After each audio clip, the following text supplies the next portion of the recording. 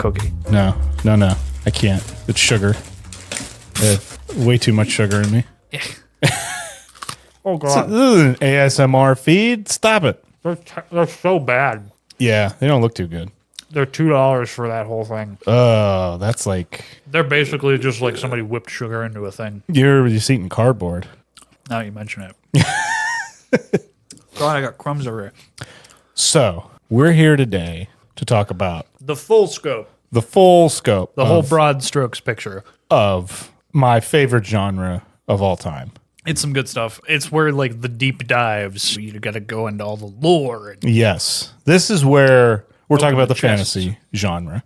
And this is where... this is our only second genre study, which is Yeah, that is true. interesting. I'm surprised it took us this long to get to another one. Yeah. This is definitely one that when it comes to telling a story, the setting is just as important. Setting, the world building, the whole backstory of every character is like all tied into the same kinds of importance. Oh, absolutely. Yeah. You have to. There's a reason it took Tolkien a lifetime to come up with Lord of the Rings. Well, and there's so many subgenres now of fantasy, and that there's subgenres of anything, but they're like fantasy has, I think, definitely been given a better spotlight. Not to mention that like razor thin line between science fiction. Yeah, no, they definitely go close and hand in hand. The only difference, I think, one thing that delineates for me fantasy from science fiction is, for me, science fiction is always in some way related to humans from Earth. So, like Dune, for example, Yeah. I put that in science fiction. Though it's very justifiable as Oh, fantasy. yes, I would not argue if someone would want to put it in fantasy. The only reason I put it in science fiction is because I think they only mention it once in the first book. Maybe it's not the first book. But the humans in that world are descendants of us from Earth. Yeah. And they mention Earth very fleetingly and what it was. It's not there anymore. It was like, I don't know, 20,000 years ago, something like that. The Butlerian Jihad, also known as the plot of Terminator. Yes. So that's why that for me is one of the hard dividing lines. Yeah. Like Star Trek is sci-fi, Star Wars is fantasy. Yes. For me. That's kind I of would where agree with that. That's just my way of organizing I it in personally my look. head. I personally look at Star Wars as like the dividing line. It stands on the fence between the two. Yeah. Personally, Yeah. But yeah, so when you look at, okay, so I'll just say we all know my all-time favorite fantasy story is, say it with me now, The Lord of the Rings. Mac and Me. No. Yes. Cue the clip of the kid. No! No, yes, Lord of the Rings. Yes, absolutely. That is a movie that is still has yet to be surpassed. I think Fellowship is perfect. I wouldn't change a frame. Yeah. And the story in general, I love the books. But yeah, we don't have to go into a deep dive of Lord of the Rings. We're here to talk about fantasy. We definitely will. At one point we will. That's in the works. Yeah. But, We're here to just talk about the fantasy genre in general. like the history of it, the scope of it. Like we talked horror in the fall.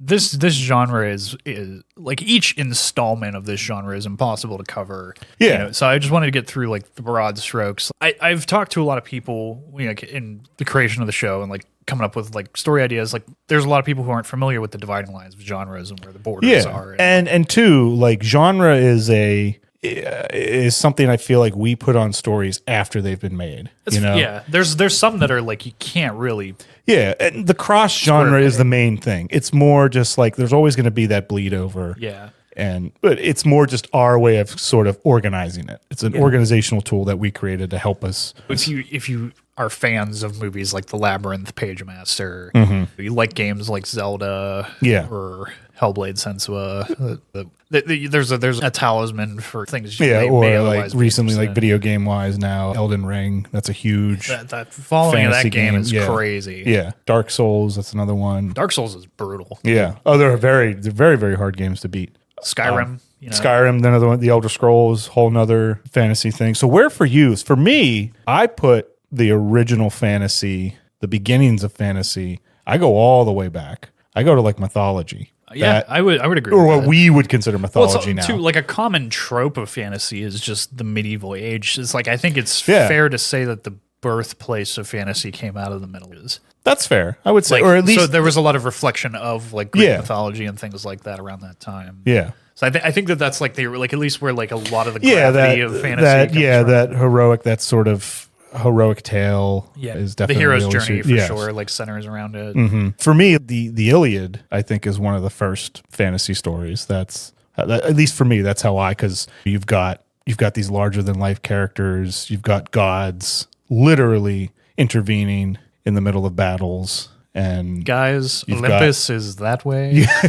You've got water nymphs. You've got fairies and fays. Yeah, like all that kinds shit, of freaky stuff. All that stuff is there. It's there. Yeah. But so for me, I'm curious where you would point. You can't really you have to point at anything, but that's just my personal. But yeah, opinion. I would say I go to the foundation and the roots in mythology.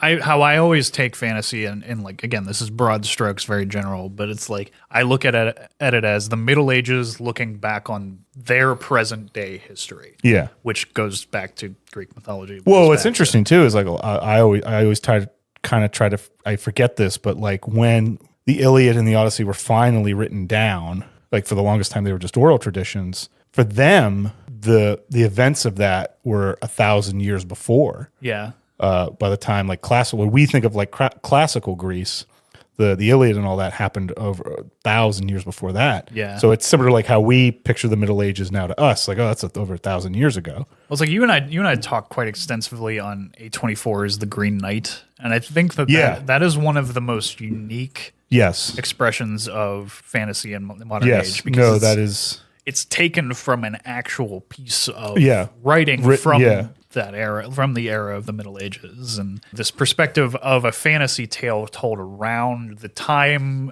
in which most frameworks of fantasy exist. Mm-hmm. So it's like it was also a book that was lost up until the point it was found, translated. There's a lot of interesting, unique elements to that one, but I think that's a great micro study. I actually would like to cover that specifically in an episode at some point. But a lot of nuance into like what shapes a genre, and it's constantly evolving. And I think something like the Green Knight dropping into the bucket this late in the game for a genre that's been around for most of history. Mm-hmm. It's interesting to just watch it continue to evolve. Which is always, a shame for me. And again, I'll just show my bias here. Fantasy, I don't understand, gets that like, children's quality. And it's not always true. But like, or at least I've always run into it. The stigma with it. Yeah, I've always run into that. And I'm like, really? Like, I don't. I mean, there's the Rapunzels, there's the Grimm fairy tales, there's all that, but that's not the extent of the whole scope of one of the biggest genres in existence. Yeah, like it's just the same too. We talked Avatar back in the day, and I had a lot of conversations with people saying, "Oh, why the hell are you guys watching a children's cartoon?" I'm like, it's a hell of a lot more than a children's. Oh yeah, there's a lot of deep storytelling in that show. I mean, I get that at face value it appears to be a children's show, but like there's some deep stuff in that show. Yeah. Which, and at the time, how else were they going to get? That's still something that's kind of an anomaly. Well, it's also too like we've talked too. Like it's the nature of Bluey. It's like that show isn't just for there's stuff in that show that's for parents. Like so, it's like a good, well done story can work on multiple audiences. Yeah, no, I would agree with that. So yeah, I put it at like mythology, starting and going from there. The more modern, but I mean, well, even if you look at like every culture, every time period going into like the Middle Ages, there is those stories. You said the Green Knight, King Arthur, which is part. How many shows? Like, we've been talking a couple episodes in the string now about it, but after the eradication of the Goa'uld in the storyline of Stargate, they pretty much dip full in on the King Arthur storyline. Yeah. Like, you just had to bring Stargate back into it. Stargate is everything, my man. Like, I think it also like expresses the thin line between science fiction and fantasy, because like the bedrock of everything Stargate does is mythology. Yeah. And it's like they bring a full fantasy, like one of the biggest fantasy, like the story of Merlin and King Arthur's court, like is the full backdrop to those last few seasons of the series. Yeah. And I think like that, like I thought that was so cool that they like are leaning into the razor thin line between genres there. Yeah, and one thing I love about fantasy or in mythology too, which I consider an extension of, I consider fantasy an extension of mythology. Let me make sure I get that right. Is that we enjoy stories like that because it gives us that experience of being alive. Yeah. And that's what mythology, I think, and fantasy is subsequently is touching on, that universal human experience, which all stories should do. But for me, I think they just do it better. Oh, yeah. Again, I get it. I'm a fantasy nerd. Fine. Whatever. I'll say that. Doesn't matter. But yeah. I want to look up exactly the numbers here. Okay. What are you looking up? Legend of Zelda Tears of the Kingdom logged 65 hours. Breath of the Wild over 150 hours. That's what you did? Yeah, those are my personal numbers. Okay. So I think I qualify as a fantasy nerd. And when we're talking about fantasy, so usually I feel like the big thing is the setting, but also that element of magic in it in some form or way. Yeah. I feel like if you take that out, Page Master. there's an I element. always want to come back to. Yeah. First of all, like, I could dive down that spiral, but the element of like love of reading and the magical nature of reading, Yeah. and that is bar none amazing. But I think that how that particular installment utilizes magic, I think movies like Neverending Story, Labyrinth, all great examples of magic in fantasy, like 80s fantasy. I love that big dark time. kind of 80s fantasy. Yeah. Or like there's something about the mystique of magic and how magic is presented in those, and like often it's like an antagonist element. Yeah. So there's something really cool about that. No. And for me, I was just wanted to say that I think that's, I feel like if you take that element out, is it fantasy then in some way? I mean, even if you look at mythology, there's always a magical... It gets easier to argue against it, I'll put it that way. Yeah. There's always a magical element to it in some form or fashion. I think if you take magic out of fantasy, it becomes more historical. Yeah. Which, it just becomes like, it's almost like, okay, I'll give the prime example. I just said, I was talking about the Iliad. So the movie Troy that came out in 2004 with Brad Pitt, Eric Bana, Orlando Bloom. Fantastic movie. Yeah. But one of the things one of the guys who worked on it, I think both of them ended up doing Game of Thrones later. Yeah. So there's another. Was it Benioff and Weiss? Yes. Benioff and Weiss. Thank you. One of them definitely worked on it. They decided we're going to take out the magical element, the gods, all that's out. It's just them. It's just the humans. Yeah. And the whole like prophecy stuff and all the other magical creatures are ripped out. So yes, when you watch that, I would not put that movie. I would not put Troy as a fantasy movie. It's a historical. It does vibe on like the Kingdom of Heaven style. Yeah, like same kind of thing. Kind of like a brass tacks, like Gladiator. The gods and magic can't exist beyond that, but we're not going to acknowledge it. Yeah, we're not acknowledging it. We're going to take could not. So I guess I'm undermining myself here, but is fantasy? This comes up with a question: is fantasy adherent to a magical element? I guess I'm going to say yes. I feel like if you don't have some sort, I don't want to put a finite line on that. Damn it. Put a fine line. No, you don't have to, but I'm going to put a fine line on it. I'm thinking it's, like I said before, it's easier to argue sans magic as non-fantasy. Yeah. So I don't know. There's layers to it. I don't ever want to speak in absolutes. I'm not a Sith. Oh, okay. Well, I am. So here's... I will do what I must. I just instantly grow a beard. But yeah, for me, that's definite. Regardless, the magical element is a huge part of of the fantasy genre. Yeah. And I really don't think it gets going, the modern fantasy, the way we think of it, until you get to like the late 19th century, I would say. You good? Oh, okay. When you talk about when we did like Christmas Carol, there's a magical element to that. Even honestly, horror, I think, is another. Horror often has like a mystical. It's a cousin to fantasy, just like how sci-fi is. It's just kind of what they do. The magical element, like you said, is it's twisted on its head. It's not like Alice in Wonderland. Yeah. Although Alice in Wonderland can get kind of messed up too. It's not Alice in Wonderland, depending on who's telling that story, could be very horrific. It takes something that we're familiar with and twists it on its head, kind of like a great fantasy story, the monkey's paw. The monkey's paw? Is that what I'm thinking? Where you make a wish, but it turns the wish bad in a way that you weren't expecting. You got to watch Talk to Me. Oh, is that what? Oh, okay. I don't want to say anything. Yeah. You got to watch it. But really anyway, good. Okay, so talk to me, because you had mentioned that before, like what it was. Yeah, one sec. I'm not going to watch it right now. What are you reaching for? Oh, you reached right for it. It's a great movie. I think it was one of the genuine gems. Talk to me. Okay. It became like viral. There were so many viral, like online. No, viral I do. I will say, like when you mentioned it Also it on my definitely Voodoo, check.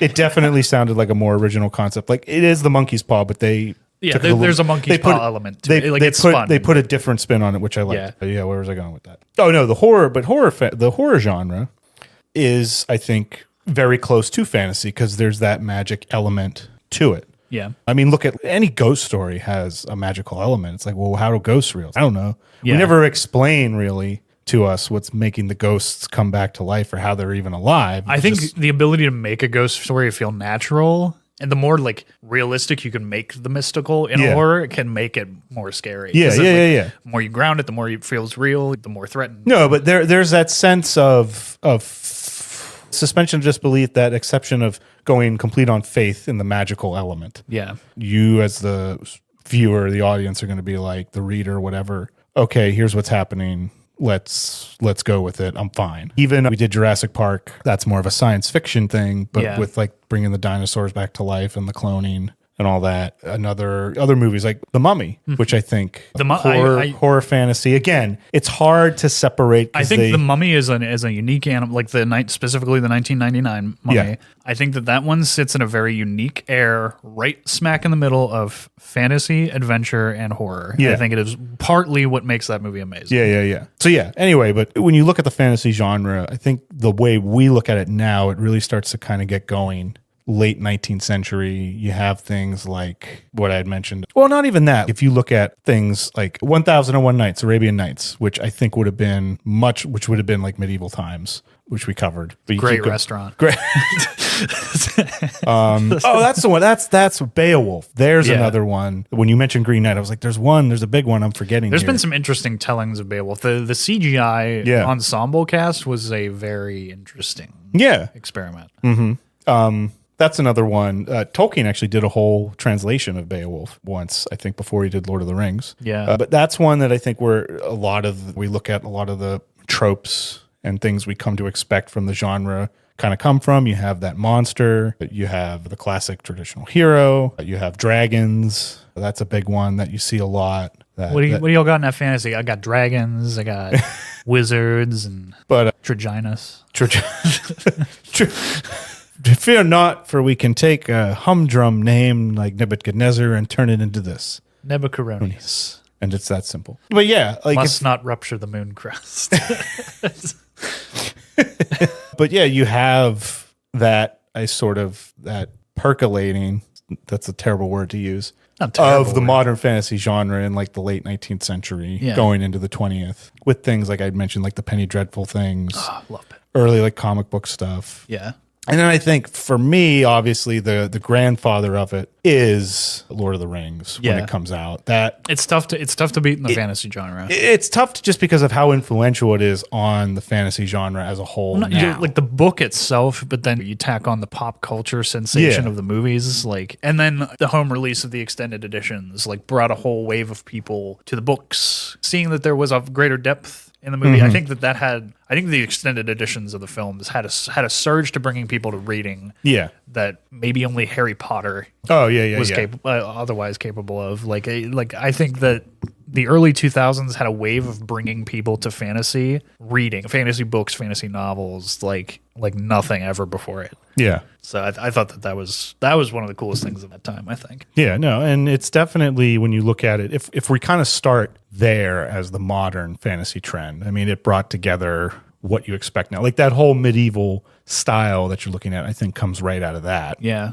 And I mean, since I did want to touch also on Harry Potter, is Harry Potter brought in a lot of elements from things like Lord of the Rings, a lot of the 80s fantasy pop culture sensations. I think that's part of why Harry Potter got so successful, because it was kind of like a melting pot of all these different pieces of fantasy. Yeah. And brought them into a very palatable environment for a youth reading, and it wasn't like a very typical YA type novel. It did have this stern structure to it, like Lord of the Rings, this very sound storytelling environment. I think that there's a solid reason for why Harry Potter is as successful as it has been. Yeah. And there is something I will give. There's something that you just can't. A story told well, even is always going to keep you hooked. Yeah. Also, when you have that long spread of over 7 books, and over Lord of the Rings, you have The Hobbit, The Silmarillion, the whole trilogy of Lord of the Rings. You have the whole trilogy, and there's still like and other the things. wealth of notes alone that he on had, the whole world. Like, and that's interesting. That I've always thought like I learned quickly you can't do the amount of world building that Tolkien did and expect to churn out a book. You could just end it there. Like, you can't do the amount of okay. I mean, Tolkien you could try for it. I just think you have to be realistic and know that, okay, do you have 20 years? You could have a team of people living existentially in the woods and still not achieve the same. So, I mean, true. But going into like, I'd say if you look at like the 50s, the 60s, the fantasy kind of like doesn't. Well, that was the age of modernism, you know? Yeah. The space age was in full form. We were living in the ground level of the nuclear age. Well, you have westerns too. Science was in full form. It was tough. Sci-fi starts to become big then. It was tough to look into the brick and mortar of the past and the mythos when you have all this new rise in technology. Like, everyone was looking forward to the future. Yeah. So I think that's where like fantasy took a dip. Yeah, and then you look at I can't think of anything like 60s or Disney had some life there, but it was like I think that's where a lot of where fantasy became popularized as for kids. Yeah, because it was like, oh, that's a Disney cartoon. Well, I think too, like when I was saying like the reason, like when you hear that like stigma of this is for children. Yeah, I think it goes back to things like Alice in Wonderland. Yeah, which was like what 1860s or something like that. And I think it's just like because that was so popular with children, it had like an effect where things like Lord of the Rings that came much later, or more recently like Game of Thrones, then people were just kind of stamped, well, it's in the same vein as Alice in Wonderland, so therefore it must be for children. Yeah. Which is unfortunate. Yeah. It's very closed door mentality to something that people might get a lot out of. Well, yeah. Oh, another one that I always forget. C.S. Lewis and Chronicles of Narnia. Narnia is, I think, we're about to see a big resurgence because actually I was talking about this recently, the downfall of the film franchise. And Harry Potter killed it. You think? The box office success of Harry Potter that nobody could compete with at the time. Yeah. Narnia's numbers were just down. So they just cut the cord and stopped going with it. Yeah. Because it was costing them more than it was making them. So it was just bottoming the studio out. So they were like, well, we're not doing this because this is a losing battle. We can't compete with Harry Potter. So that makes sense, but it was unfortunate because Narnia is a fantastic, like a very, very deserving of a big storytelling palette being told on a grand scale. But they're on the cusp now of Netflix is going to do their iterations with Greta Gerwig. Oh, okay. Behind the driver's seat. All right. Off the heels of her Barbie success, I'm very interested to see now that she has a taste and a hunger for the big budget stuff and knows how to like really wheel that machine. I'm interested to see what she does. Yeah. No, it's something I forgot. Speaking of like a huge fantasy thing, I just totally forgot. Wizard of Oz. Yeah. I mean, that's the quintessential, at least film wise. Like also from a film history standpoint, it was the movie that brought the world into color. Yeah. Literally. Yeah. I mean, you can't. Although, I don't know. Does it still Chitty have? Chitty Bang Bang also somewhat fantasy around that time. Yeah. Does do you think like movies like that still have a place in today? I honestly don't know. Like, I hope that they do. No, so do I. I only ask this because so recently for work, each year we do like a theme for our Halloween parade, and this theme this past year was Wizard of Oz, and I don't know if everyone recognized it as much as I would have thought they would. At least the kids. I don't know. Yeah. I don't know. Now I don't have kids, so like I could be a complete idiot here. with this. But maybe it's just one of those things that, like you said, I hope not. I hope it's still something that people watch and enjoy. I with the state of the home video market, I know like things are constantly shifting and changing, and streaming is an enigmatic animal that can't be grasped. But I like to think that with the vast access of the nature and growth of the home video market, I hope to think that things like have a resurgence and are coming back. And I have a thinking and a belief that things come back around. Well, and I think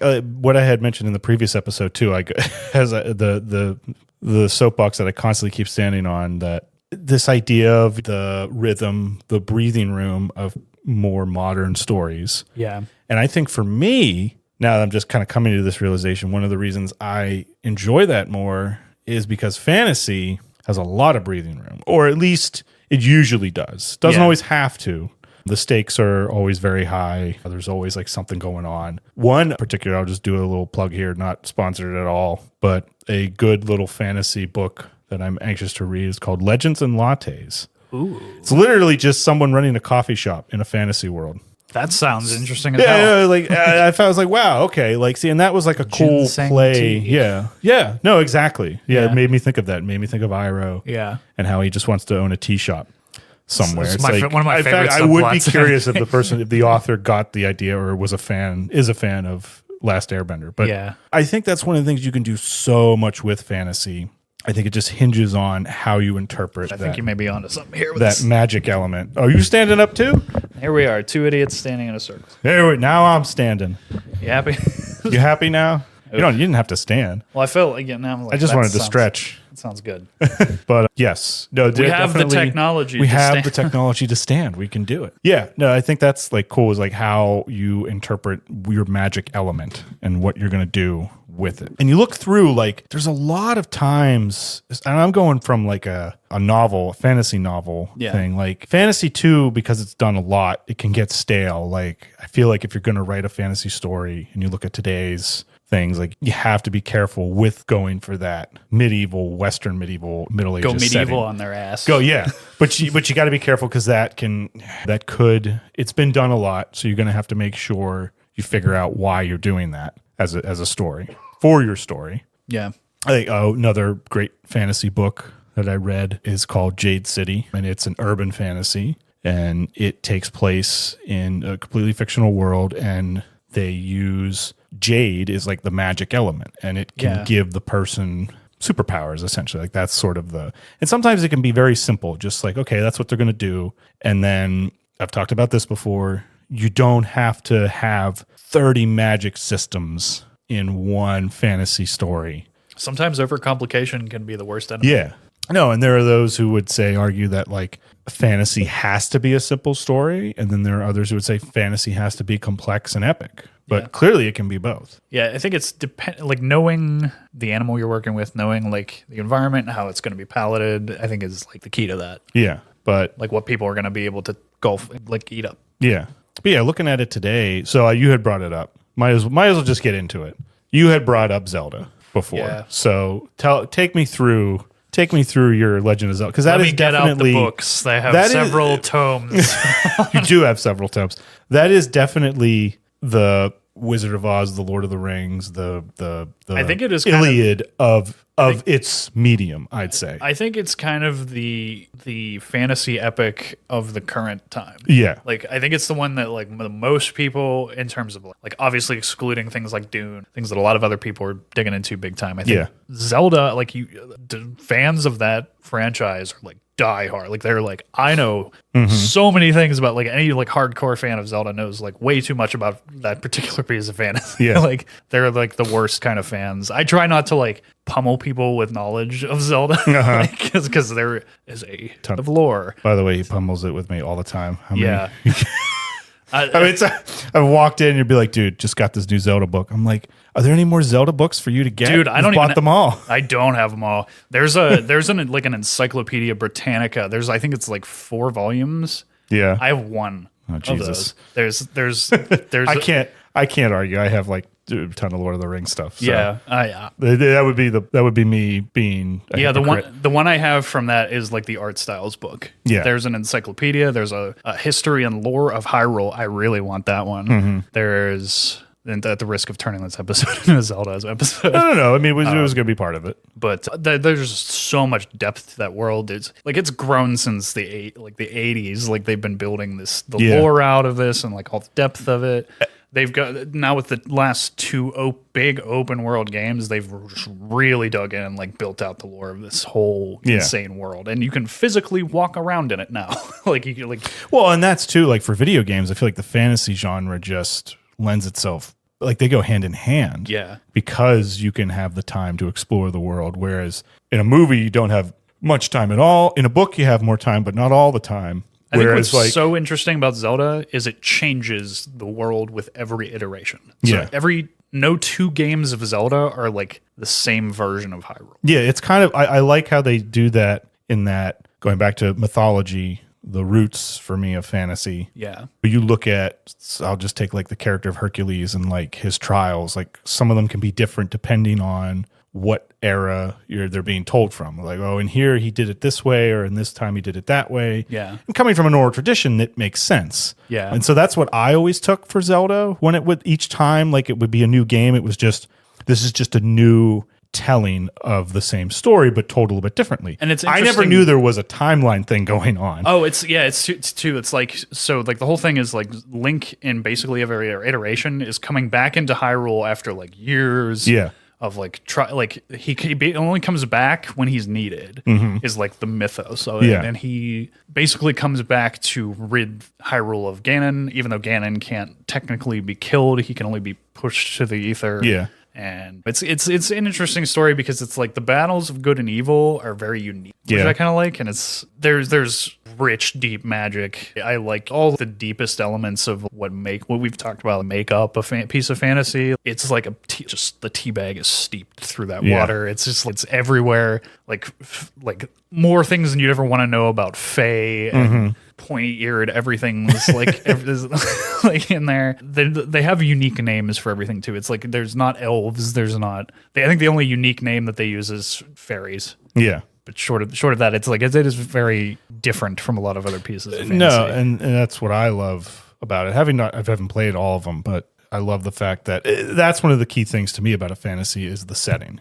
Yeah. That keeps me coming back. So I guess you could technically have, now that I'm thinking about it, a fantasy story with either, it would have to then be a completely separate world. I think so you could have no magical element, but the world would have to be completely different. Yeah. In and of itself. So like even if everything works the same and it's humans, but they're just in a completely fabricated story realm, that works just as well. But I think once you either get rid of the magic or go with our setting here on Earth, you have now, for me, crossed that line into, okay, regular fiction or non-fantasy. Yeah, I could go off on Zelda. Yeah, it's a deep genre. Like I think it's one of those limitless genres. Like this in science fiction, there is no limit. Like you can go and like fantasy is pure imagination. Science fiction spans all of time and space. Mm-hmm. So it's like there are no, like in very different ways, both those genres have absolute limits. Well, yeah, and if you're looking at how you're going to write a fantasy story, that sense of, we talked about characters, plots, setting is key, and your magic element is key as well, whether what you're going to have with it. I've noticed some of the more recent fantasy books I've read is fantasy. Would you say, this is just more a question I'm posing, do you think fantasy is starting to get too spread out, too thin, too saturated in lore? Like, do people sometimes focus too much on the lore when it comes to like movies or books? In a video game, I'm like, you know what? You can have all the lore in there that you want. Because, in fact, the more the better. Yeah. So that's an exception to it. But is it at the expense of telling a good story? Does that sort of happen? It's almost like it's you get what they call world builder's disease. That's one of those things that I think is the prerogative. Yeah, you spend so much time working on the lore that you never tell a story. Yeah, it's a tough question because I don't think there's a finite answer to that. No. But I think that's really depends on who you ask, because it's one of those things like there's people that are going to want as much lore as you can throw at them. Yeah. They're going to be like, give me a series with 15 seasons and every page of the source material on there. And then there's people be like, get me out of here in 15 minutes. Yeah. I'm done. Well, I want a short story. Yeah. So I don't know. So no, it's too knowing like your audience and who you're writing for. Yeah, it's a tricky animal. I think it also depends on the piece you're telling. Some stories lend themselves to a more simple telling, and it's like you've said before, it's like all that backstory can be in your head, but it doesn't have to be on the page. No, yeah, not necessarily anyway. But. Yeah. One thing I think I forgot to mention, just one of the subgenres that I've started to get into or like enjoying is sword and sorcery. Yeah.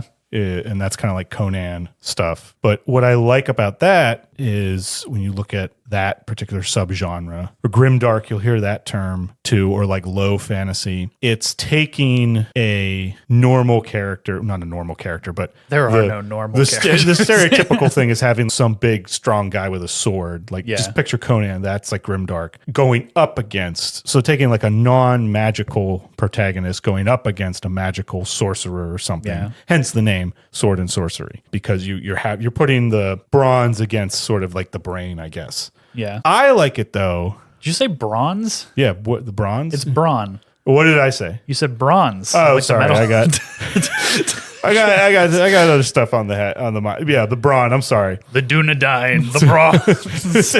You could take the brawn and go against the brain. My bad. The bronze. I'm using that from now on. I like it. Yeah, you got the bronze. You got the bronze? Sounds like a bit from Sunny. You got the bronze and you got the bronze and the brains. Hey, I've at work today. It's been a while. It's taken a while. Are you saying you taking it for granted? Yes. Granted? I'm taking it for granted. Rick and Morty. And one thing I like though about it is if you look at it, if you take out that aspect of that, the protagonist with the sword has to be some beefcake who can bench 50 million pounds and diesel muscles out to here. Yeah. You have this great conflict of just a regular character going up against the common versus the supernatural. And you go right back into that horror aspect of it then when you look at it that way. Like how many horror movies is it literally just a normal person facing the supernatural, the unknown? Yeah, like all of them. To some degree. Like, the point I was just like, you could even like argue that the fantasy genre is almost like a super genre in the sense of like the elements that it contains. And how have we not talked about Dungeons and Dragons? Oh, that's what I was going to bring that up too when I was saying about video games. What I love about Dungeons and Dragons is it is very much a creative exercise, and it's like you can come up with a lot of the rules, but you look to the core compendiums, like the core campaigns that they're written by the powers that be. There's a lot of lore built into those for like what they intend the world of Dungeons and Dragons to be. Yeah. I personally am very much of like, I want to build a D&D campaign centered around the Thing or Terminator. Yeah. Like that's my like interpretation of D&D, because you can take the math and apply it to anything. But there is very much an intended storyline. And that's partly why I like picking up the campaigns, because I like just reading them. I just like reading like what the storytelling is in there. Like, so I have, that's another problem I have, is collecting D&D books. I have too many books. I have way too many books. I think it's just that for fantasy, one of my love of it is that enrichment. Like there's always something there, even if it's something you think you've heard before. You just, those details are there for you to go back to and look at and explain more if you want to. Like we're both of us to a degree, we're researchers, so I think I don't know about me, but yeah, but anyway. But like fantasy lends itself to that mentality. Yeah. The more there is to dig into, the more of a feast that as that kind of a minded person. Fantasy, there you go. Fantasy is a feast genre. It really is, and it's like it just has. I feel like it has just so like Zelda is a prime example. Lord of the Rings is a prime example. There's just like such a wealth of stuff to dig into that you like. It's a mountain you can't climb. Yeah. No matter how, like, you're not like, you just aren't going to absorb all this material. And I find that to be like not just like a personal challenge, but like they're like, I feel like it's like a buffet that I can't ever possibly eat. It is an all you can eat buffet, but you'll never get through it. And it's like at times you'll never that be can be done too eating much. it. I do kind of have to walk away at times, because I'm like, I am too down the spiral. I need for my personal health, I need to back off. Like, but as somebody who like loves to dive down that spiral, it's partly why I always keep coming back to fantasy. Yeah. And like science fiction and others, but like that's why I love it, because there's an insurmountable amount of material there for most of the things that are in that genre. And it's hard though to come up with something original in it. I mean, it's hard to come up with something original, period. Yeah. But if you look at, especially in the book, there's so many fantasy stories out there that all seem to draw upon one another. Yeah. One thing I think is interesting, I'm going to go back to Lord of the Rings again, is he kind of unknowingly or knowingly flipped sort of the way you do writing, in that usually you come up with like the plot and the characters first, and your setting comes a little bit later. Yeah. He kind of did it the opposite way. The languages were first, the histories were first, and he needed a world in which to have these languages exist. Yeah. And then thus came the stories from that. So that's doing it like backwards or like upside down. Yeah. One thing that I find always interesting. But we've said the feast of it, like it's just, there's a reason why I collect these books of like, I have probably like 8 or 9 campaign books of D&D. I have the art and history of Zelda. I have all the guidebooks for like what I find interesting about Zelda is for every iteration that they have where they like re-tap like what Zelda is. Yeah. There's Majora's Mask, there's Ocarina, which are like like 2 games that make up one iteration. Tears of the Kingdom, Breath of the Wild make up like one iteration. Yeah. So it's like not even just one game. It's like you have 2 of like Tears of the Kingdom and Breath of the Wild are like 2 of the biggest Nintendo games ever made in terms of like walkable area. Yeah. It's like you're like literally just walking around like the full rendered version of Hyrule. And Tears of the Kingdom took from what Breath of the Wild was one of the biggest games ever on a Nintendo platform and basically multiplied it by 4 in terms of walkable space. Yeah. So I'm like, this game is impossible to complete. How am I ever going to finish this? Like, it's just like I think that in terms of video game space, I think that Zelda has pushed the fantasy genre to its extremes. Yeah.